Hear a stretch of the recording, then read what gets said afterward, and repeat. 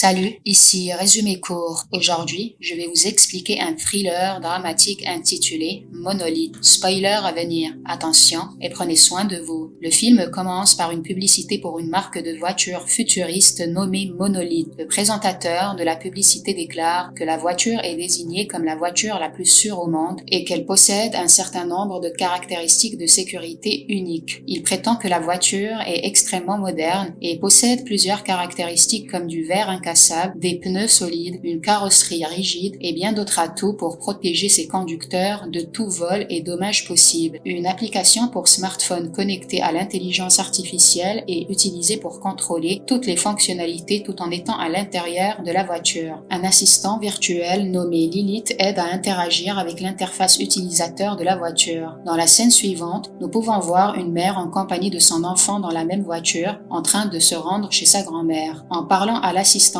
Lilith, nous apprenons que le nom de la mère est Sandra et que son fils de 2 ans est David. Son mari Carl est un pilote qui n'a pas pu les rejoindre en raison de son emploi du temps chargé. La voiture est si développée qu'elle peut détecter le poids des passagers à l'intérieur du véhicule. Plus tard, Carl les appelle après avoir fini sa mission et les informe qu'il est à l'aéroport central. Il dit à sa femme et son fils qu'il leur manque beaucoup. À ce moment-là, quelqu'un frappe à la porte et Carl dit au revoir et s'en va. Entre-temps, David commence à devenir turbulent. Alors Sandra lui tend son smartphone pour le tenir occupé. Après un certain temps, Sandra s'arrête à une station-service sur le bord de la route. Elle emmène ensuite David à l'intérieur des toilettes et change ses couches pendant que des filles rigolent. La station dispose également d'un supermarché où Sandra achète à son fils ses collations préférées. En payant au comptoir, Sandra remarque que quelqu'un essaie de s'introduire dans sa voiture à l'extérieur. Au lieu de s'inquiéter, elle sort simplement son smartphone et verrouille le véhicule à l'aide de l'application intelligente. Comme Sandra est occupée à inspecter la situation,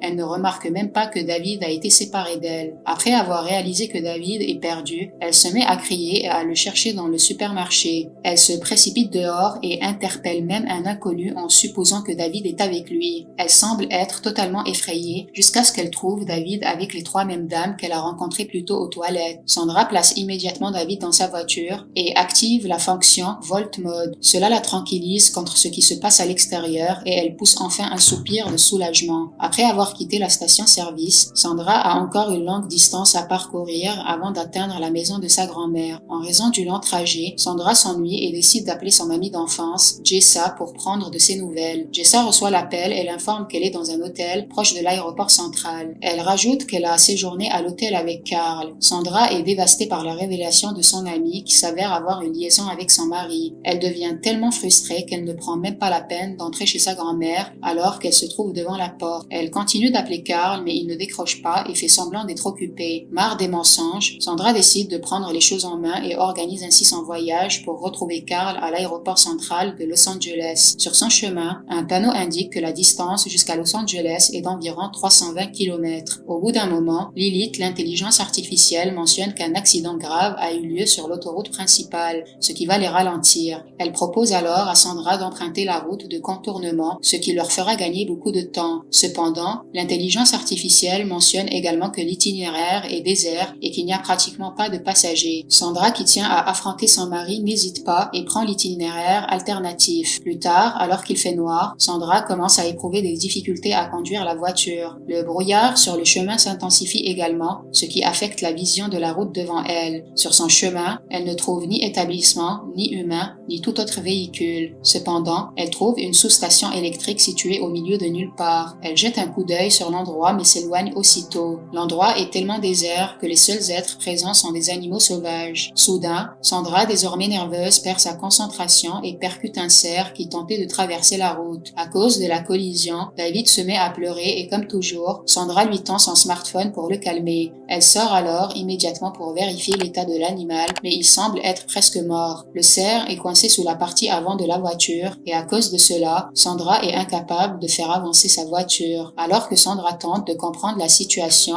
elle oublie qu'elle a laissé David seul dans la voiture. Pendant ce temps, alors que David joue avec le téléphone portable, il ouvre accidentellement l'application reliée à l'intelligence artificielle. Il déplace son doigt sur l'écran et lance l'application. Sans que Sandra ne s'en rende compte, il active la fonction Volt de la voiture voiture. Cette fonction protège les passagers de toutes sortes de perturbations et de dangers. Sandra réalise la gravité de la situation et fait de son mieux pour ouvrir la porte, mais il est déjà trop tard. Alors que Sandra se trouve à l'extérieur de la voiture, elle fait de son mieux pour que David, 2 ans, désactive le mode Volt, mais il ne comprend pas un mot et continue simplement à jouer avec le téléphone. Plus tard, Sandra panique et commence à crier en direction du petit enfant, ce qui le fait sursauter et il laisse tomber le smartphone sous son siège. Ici, Sandra apprend que les caractéristiques de la voiture monolithe ne sont pas seulement de la publicité, mais une réalité. Lorsque Sandra tente de briser le verre avec une pierre, pas une seule égratignure visible ne se fait voir sur la vitre de la fenêtre. Voyant tous ses efforts vains, Sandra décide de passer à l'option suivante. Elle commence à marcher vers la sous-station électrique qu'elle a remarquée auparavant. Après quelques marches, elle atteint la gare, saute par-dessus la clôture et crie à l'aide. Cependant, elle n'obtient aucune réponse et la station semble être vide et aucun travailleur n'est présent pour le moment. Après cela, Sandra entre dans l'une des pièces et trouve des objets utiles à l'intérieur. Elle prend une lampe de poche et une grosse clé pour l'aider à briser la vitre de la voiture verrouillée. Au moment où elle quitte la station, elle remarque un animal sauvage qui la suit. Alors que Sandra se précipite, un coyote l'attaque, alors elle grimpe sur le toit de la voiture. En dépit de ses efforts pour effrayer l'animal, il reste là. Dans une ultime tentative, Sandra commence à cogner la voiture avec la clé et une alarme se met à retentir, ce qui fait finalement fuir le coyote. À ce moment-là, Sandra remarque que David a des difficultés à respirer. En dépit de la situation, elle parvient à calmer David et il commence enfin à respirer puis s'endort aussitôt. Après quelques réflexions, Sandra se fatigue elle aussi et s'endort sur le capot de la voiture. Le lendemain, Sandra se réveille alors que le soleil brille déjà. Elle se précipite alors immédiatement pour vérifier l'état de David à l'intérieur de la voiture. Elle trouve David faible à cause de son estomac affamé et de sa déshydratation. Une des caractéristiques de la voiture est d'afficher la température de l'environnement qui semble augmenter lentement. La condition est une malédiction pour Sandra car l'endroit est complètement isolé sans aucun être humain autour. Sandra décide alors de demander de l'aide et suit la route. Malgré une forte déshydratation, elle continue de marcher tout le long. Elle connaît aussi les risques de laisser David seul dans la voiture surchauffée, mais elle n'a d'autre choix que de demander de l'aide. Heureusement, elle traverse une rivière où elle boit de l'eau et se nettoie. Après avoir eu un peu de répit,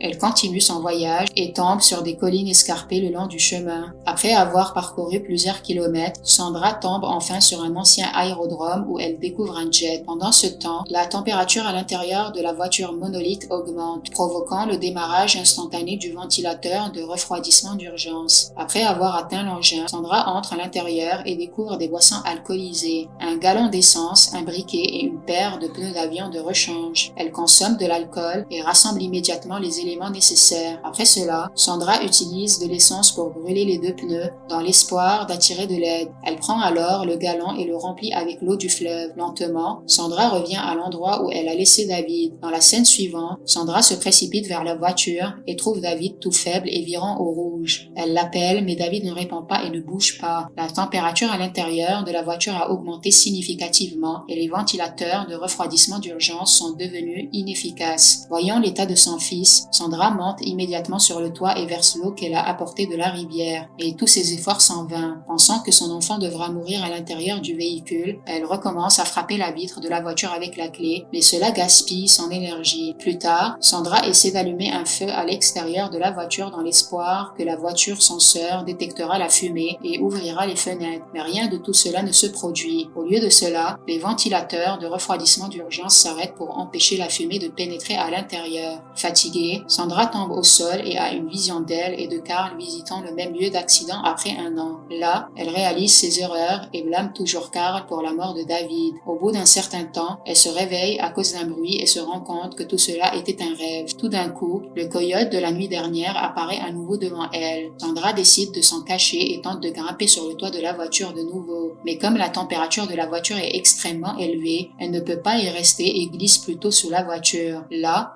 le coyote lui mord la jambe et c'est alors que Sandra se rend compte que c'est le cerf qu'elle a écrasé la veille que le coyote recherche. Dès que le coyote entraîne le cerf, la voiture commence à reculer. Le cerf était la raison qui avait retenu la voiture en position d'arrêt. Sandra sort immédiatement de sous la voiture et tente de l'empêcher de glisser vers l'arrière. Malgré tous ses efforts, la voiture continue de reculer, se rapprochant de plus près d'une chute. Cependant, un petit morceau de roche obstrue la voiture et elle s'arrête finalement. Alors que Sandra regarde depuis la falaise, elle se souvient du dessin animé qu'elle a vu plus tôt à la station-service, où le diamant a été obtenu après que le coffre-fort a a été brisée. Elle pense alors à pousser la voiture vers le bas pour déverrouiller les portes. Sandra est bien consciente du fait que ses plans pourraient avoir des conséquences désastreuses, mais elle n'a pas d'autre choix et décide d'achever son plan. Elle attrape la clé à molette et commence à casser le rocher qui obstruait le pneu. Après avoir réussi à enlever le rocher, Sandra pousse délibérément la voiture vers le bas de la falaise avec David toujours à l'intérieur. Alors que la voiture est lancée en l'air, son intelligence artificielle intégrée se met à fonctionner et réalise immédiatement que la voiture tombe d'une hauteur. Les caractéristiques de la voiture se mettent au travail et changent son équilibre